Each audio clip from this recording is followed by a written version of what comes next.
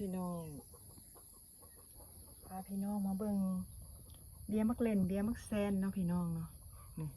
ข้าพเจ้าบ่งมื้อนั้นหั่นเด้หลายบ่พี่น้องคนให้ว่าเกิดแท้เกิดว่าบ่ได้เกิดเทียมของแท้พี่น้องของแท้ของแท้แท้ว่านี่ของแท้แท้แท้พี่น้องนี่แม่นได้นี่นะพี่น้อง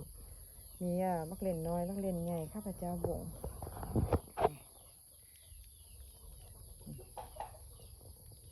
แม่นไปเลยนี่นะเป็นเต้าแดตัวใหญ่เอาใส่เต้าตัวน้อยมักเล่นมักแซนเนาะเอาใส่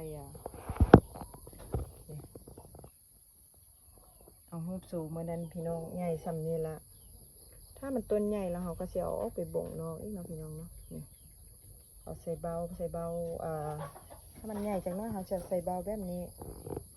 มันรอดแล้วเขาก็จังเอาลงดินนะพี่น้องเนาะมักเล่นพี่น้องวันนี้พาพี่น้องมาเบิ่งมักเล่นนี่ข้าพเจ้าพอมักเล่นกำลังขึ้นตะมุตะมิงามๆเป็นแท้เป็นว่าพี่น้องขึ้นมาทุกแกนเลยข้าพเจ้าพอใส่กล่องโฟมนะพี่น้องใส่กล่องโฟมแล้วก็เอามาลงดินเนาะพี่น้องเนาะดินเขาเตรียมไว้นี่แล้วมันต้นเยอะแล้วเขาก็เอาออกไปเถอะละต้นใส่เบาดำเนาะพี่น้องเนาะเบาดำเบาขาวนี่ใส่เบาดำเบาขาวแบบนี้เลยตัวนี้ก็จะเป็นแนวใหญ่มักเล่นใหญ่งามบ่พี่น้องนี่อยู่ห่มได้ว่าห่มแดดพี่น้องบริห่ม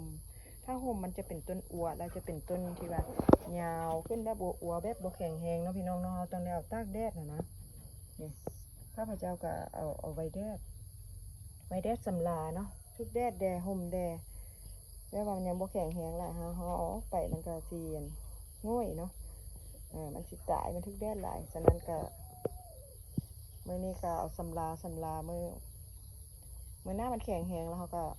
จุ่มออกไปไว้นอกเลยเนาะพี่น้องเนาะจุ่มเบียร์เพิ่นเอาไปไว้นอกเลยโอ้เป็นหลายแหงพี่น้องหลาย110 ต้น หลาย110 ต้นพี่น้องเอ๋ยนี่เป็นยังไงบ้านมันใหญ่มันอย่างแล้วก็สู่พี่น้องอีกเนาะสิถ่ายสู่พี่น้องอีกบ้านหนึ่งเข้ามาขอบใจที่เข้ามาหับชมติดตามมันเธอเบียร์มันเยอะแล้วจากน้อยมีใครสนใจทักทายมาเด้อข้าพเจ้าจะ